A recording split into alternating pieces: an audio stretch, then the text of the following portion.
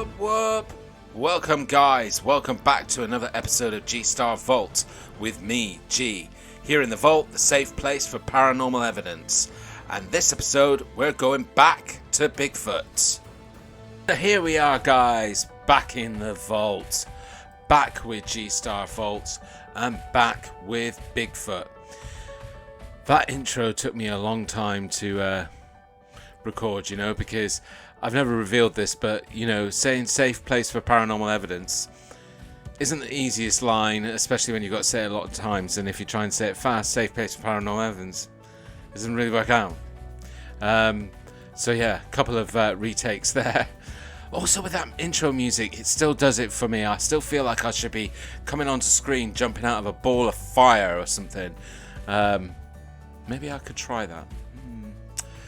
Anyway, so let's get back to this episode and back to the subject of Bigfoot.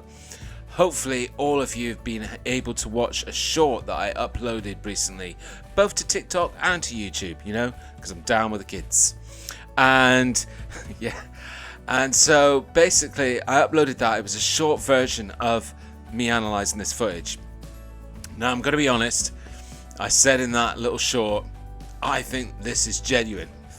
And, with any footage, it's impossible for me to 100% say it's genuine because I wasn't there.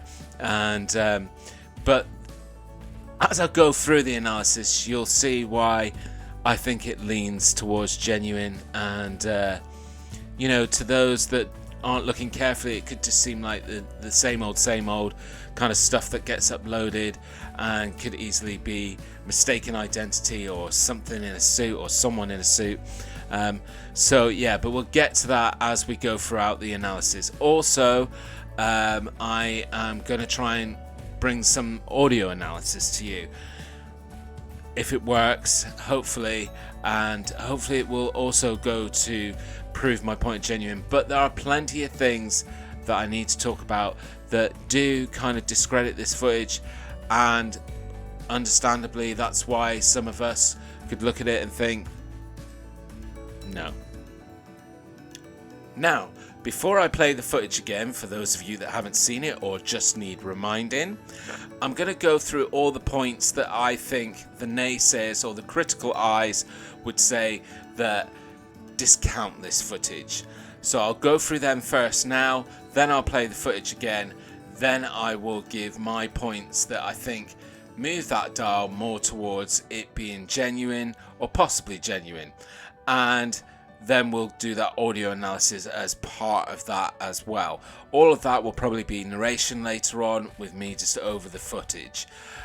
Okay, so the points that I think don't go in the favour of this footage. The original source, or at least where I first saw it, was on a channel called Bigfoot Testimonies. And many of Bigfoot Testimonies footage that they share, I'm going to be honest, a lot of it I think is very questionable. But a running theme is that they don't, if it's a single person or a group of people that are running this channel, they don't do a lot of descriptive with their videos in terms of giving background and facts that you kind of need if you were going to do even the mildest investigation. And this footage is very similar to that. No information. I do not at this point know where this was filmed, when it was filmed, who it was filmed by. But I guess that all helps to do a thorough investigation, but sometimes you got to go with your gut and your instinct. And I guess some of the points that I'm going to pick up with later on kind of are more about gut instinct. But that certainly doesn't go in the favour of this footage or allowing even me to do a more thorough investigation. So no details. Then the other thing, when I play the footage again, you will notice, and some of you on the short might have thought it was me doing it, and it certainly wasn't, because in the video you can hear the audio of a couple of people. I'm assuming one of them is the person that's filming and then another person, and also you can hear some music. Now that wasn't put on by me. Some of you might have watched the short and thought that's G-Star putting putting some music on with it again, and it wasn't me. And I thought that was a little bit annoying that they did that, but also I don't know why they did that, and I don't think a lot of people out there, certainly in the Bigfoot communities that I'm part of, don't like it when people mess around with the audio and put music on it or remove the audio, because that does go some element to doing sort of disguising, hiding, and so therefore you're already thinking that somebody's trying to manipulate something of the footage, and so I don't think that's the case here, because the music is very subtle. I mean, unless you got the volume turned up quite loud, you can't even hear it. But again, it did make me question, why did they put music on the audio? And I certainly wouldn't do that. I know I do that with some of my videos, but I play the video, then I put the music on as I'm talking about it, but you've already heard the original audio. And certainly if I was sharing a piece of footage that one of you guys had shared with me or I had filmed, I certainly wouldn't be putting music on top of it if there was audio to go with it. So again, that didn't, for me, lean in this footage's favour. Footages? I don't even know if there's a word such as footages, but it's just slipped out of my mouth. And so there you go, there it is. To round off, the last thing about this footage that does leave me with a bit of a question, and should you as well, is it's pretty stereotypical. There's thousands of pieces of footage like this that I've seen where somebody's filming something in the woods, it moves, they run, and then you get shaky cam and footage of the ground, and this footage fits all of that criteria, and for that reason it's pretty stereotypical, and that doesn't go in its favor. So there you go, you've got 3 points that would not go in this footage's favor. Number 1, no information. 2, altered audio. 3, it's pretty stereotypical. So now I've made it pretty tough to try and do the job of convincing you why I think this footage is genuine. So as I said, I'm going to play you the footage once again in its purest form. However, I am going to try and ramp up the volume so that, just to give you guys, start giving you guys a sneak peek into what it is that I'm going to talk about later on in the audio, and see if you get it. But let's watch it. Can't see.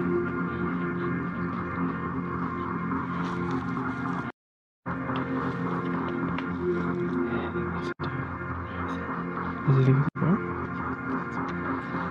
You think the bear can actually do it?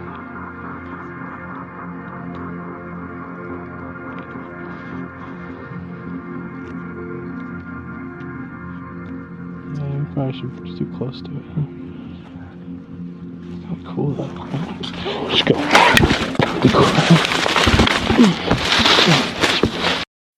Okie dokie, I've got to start off by confessing that I missed a point that we need to discuss about this footage that doesn't go in its favour. There's nothing really to grasp hold of scale in this footage. I'm obviously calling this video another massive Bigfoot, and it could be a juvenile Sasquatch or Bigfoot, I don't know, but that's why I'd love someone like Thinker Thunker to get hold of this footage, who's really great at doing scale and looking at, because there are trees in the background, but I can't grasp hold of anything to say what size this foliage is that we're looking at, and so that I have to bring forward. But it's irrelevant to me, and certainly irrelevant to some of the points that I'm just going to discuss later on, which I covered in the short. But before I get on to them, I just want to talk about some of the other points that I've already mentioned that don't go in this favour, and challenge them a little bit in a different way. So let's do this in reverse order and start with that third point that I mentioned, stereotypical. Now, is that always such a bad thing? Is it a bad thing that something follows a known format? Maybe, maybe not. That's a psychological way of looking at it. But in terms of this footage, and it being stereotypical, a lot of Bigfoot Sasquatch encounters And I'm talking more so the documented ones. So not the ones where somebody's caught it on their phone, ones where they've gone to park rangers or they've gone to local authorities and they've reported it. And in many of those reports, one thing that always is a very common stereotypical thing that comes up is that the people that encounter Sasquatch or Bigfoot in the wild say that they see it and then it hides or it stays still for a very long time, sometimes for like hours, because these creatures, if real, are experts at being hidden.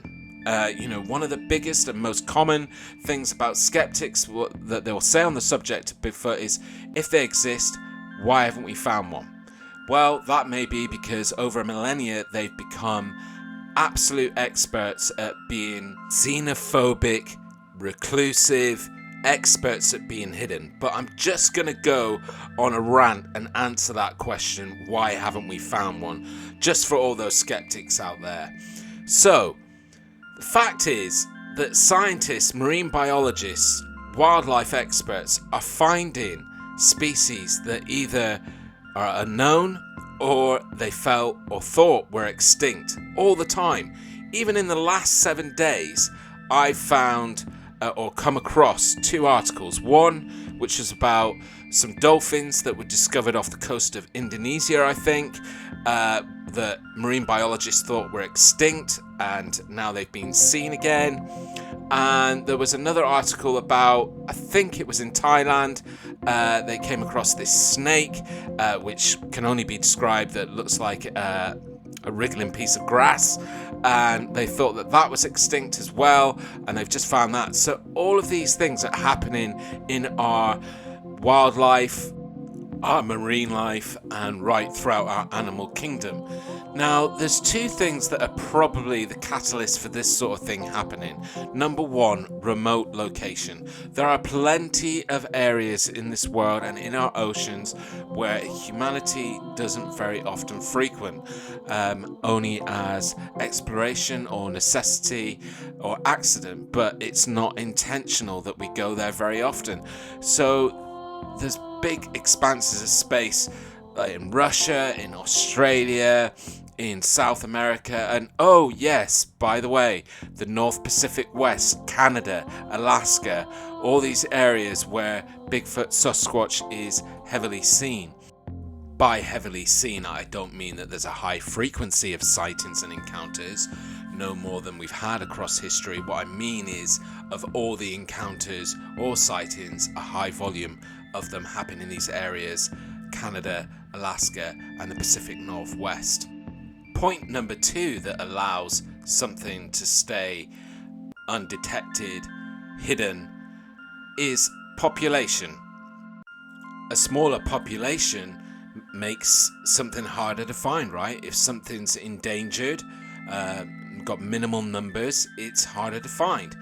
Now, with some of the skeptics' point of view, I've heard people say in the past, well, if these Sasquatch, Bigfoot have been around for so long, surely there would be like thousands of them now if they are a sort of community. Well, actually, no, because history, our own history, has shown us that our population numbers didn't start to increase until we created shelter. Started in caves or clay huts, straw houses, eventually became bricks and what we know today. But what it did is it took us out of the elements, because when you're in the elements and in the wild, your chances of life shorten, and therefore population growth. That's why in our early history, when we were aboriginal or nomadic, our population numbers relatively for a long period of time stayed the same until we started developing something that took us out of those elements, took us out of the wild. Something as simple as Mother Nature can be the biggest killer, and that's just one of the elements that has to be contained with living in the wild. There's lots of dangerous creatures, venomous creatures, lots of different elements that can stunt a population growth. So sorry for that rant, but hopefully that answers or goes some way to answer that question why we haven't found one yet. Let's get back to this footage and the analysis. Can't see.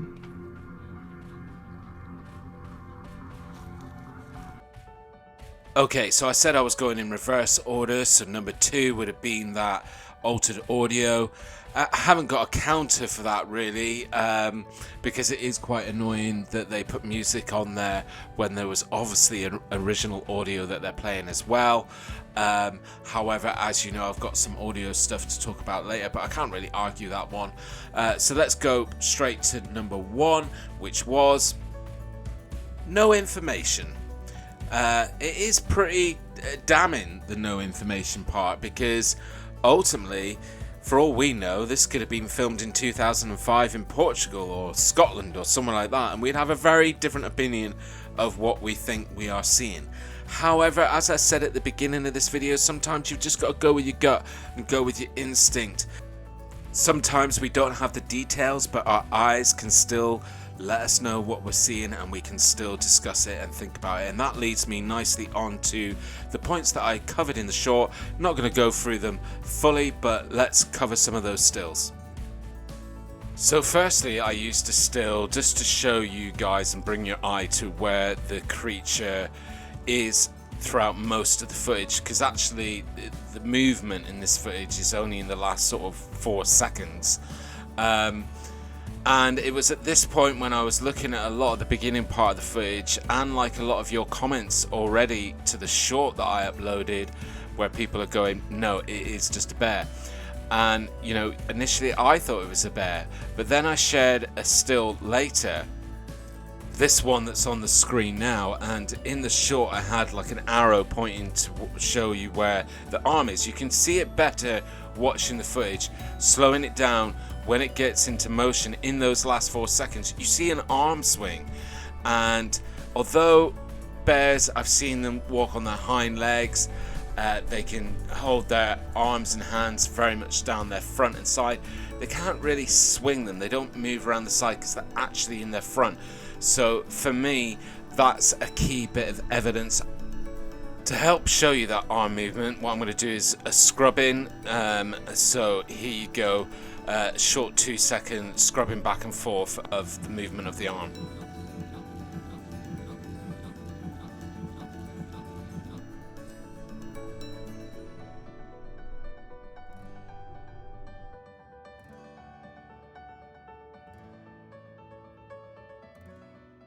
For those of you out there that are still saying that this is a bear, then I say put your money where your mouth is, and in comments tell me how you are deducing that it's a bear, and how does a bear put its arm out to the side. I think that is definitely something that's not pareidolia. You can see it there in the footage. Also in the short, I shared this freeze frame showing the width of the shoulders of this creature, which looks particularly wide.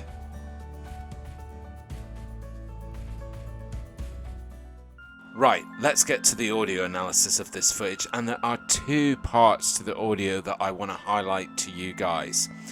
Firstly, it's the comments between the dialogue between the 2 people in the footage. It's clearly 2 people.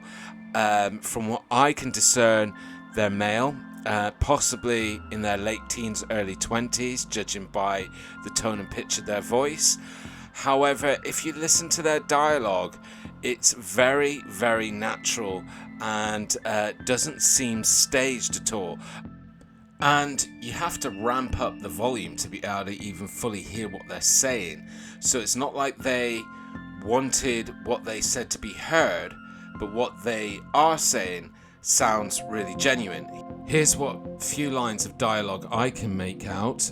So you've got 2 people. So person 1 says, "What's it doing?" Person 2 then replies, "Is it what?" as if they didn't clearly hear what person 1 said. Then person 1 says, "No, I think we're too close to it." And then person 2 says, "How cool though." That's when there's movement. Now in just a moment I'm going to play a copy of the audio without picture, and I'm going to try and increase the volume as much as I possibly can, so you guys can just focus in on the audio and try and hear what's being said. However, I do need to reiterate, because we've talked about a lot of stuff in this footage that is stereotypical. What is not stereotypical is the audio. If somebody was trying to hoax and that's why they put music over the top of it, the reason why they would be doing that is so that you couldn't hear the audio very well. However, when you do focus in on the audio, it actually goes to support it more. And the main reason for that is, again, something that's very stereotypical with staging is that people shout or they're loud, because if that's a friend in a suit, they need to be able to hear what you're saying, doing, etc. But these guys are talking so quietly that actually one of them can't make out what the other one's saying. And again, that makes you believe that there was something that they were trying not to spook or scare. And for me, I hope you guys agree that that really lends well to the genuineness of this footage. Right, let's just listen to that audio with a blank screen. Can't see.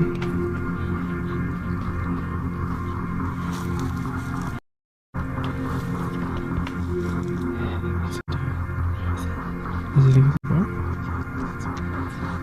You think there's a bear next to the deer?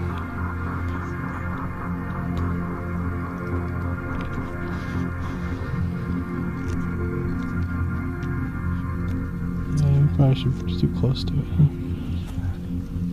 How cool that is. Just go.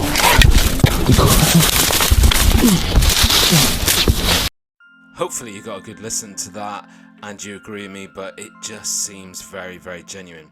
Right, next, the very main thing about this audio, which I'm really hoping that I can show you and you guys can hear. I'm going to take a section of the audio, and a bit like the scrubbing that I did earlier on with the arm, I'm just going to repeat it. And for me, there's a part where the camera is panning just as the creatures got up and the people filming go to run away, and the camera pans just as it gets down to the floor. There's a part of the audio where I can hear a roar, and I want to see if I can capture that and share that with you guys. So here we go. Just go. Just go. Just go. Just go. Just go. Just go. Just go. Apologies, it's not the best sound to listen to on repeat. It's a bit noisy and I ramped up the volume there. Maybe go back and listen to it with headphones on and maximum volume. But again, it's very sort of in the background. It's an independent noise. I don't have the best equipment. It would be great, again, like I said earlier, to see someone like Think a Thunker do a breakdown of this, who's got all the right equipment to pull out that sound. But it sounds a little bit more off in the distance, and if this thing is as big as like what you're meant to believe it is, it means that these guys with the camera are quite a distance away from it. So again, that would explain, and it makes sense to me. The figure in this footage is always back face to the camera, and is so when it stands up and starts walking away in the direction away from the camera. And I think that's when it sort of, when it got up is when it roars. If you go back and watch the footage again yourself and turn the volume up as much as you possibly can, hopefully you'll hear what I'm hearing. Well, I hope I haven't waffled on for too long about this one short piece of footage, but I just really wanted to cover all the points. I think I've presented points that both argue in the favour and also argue against this footage being genuine. Let me know in comments what you think. Your guys' thoughts and input is always really important to us here at The Vault, so please let those comments flow. What I'm going to do, guys, is I'm going to play this video out with just playing one last version of the footage with the audio, with nothing else, so that you can do all the bits that I've suggested, where you can like ramp up the volume towards the end and put some headphones in, and have a little bit of a closer look yourself, and let me know if you see anything different. But again, if you're going to say it's a bear, tell me why it's a bear. Don't just say it's a bear. But hopefully you guys have enjoyed this video. I'll see you next time here in the Vault for more G-Star Vault, and until then, look after yourself and stay safe. Good night. can't see.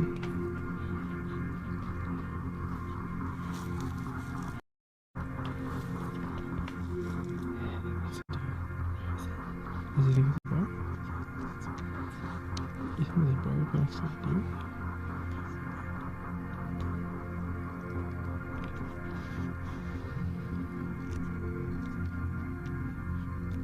Yeah, we probably should just too close to it, huh? It's kind of cool though. Let's go.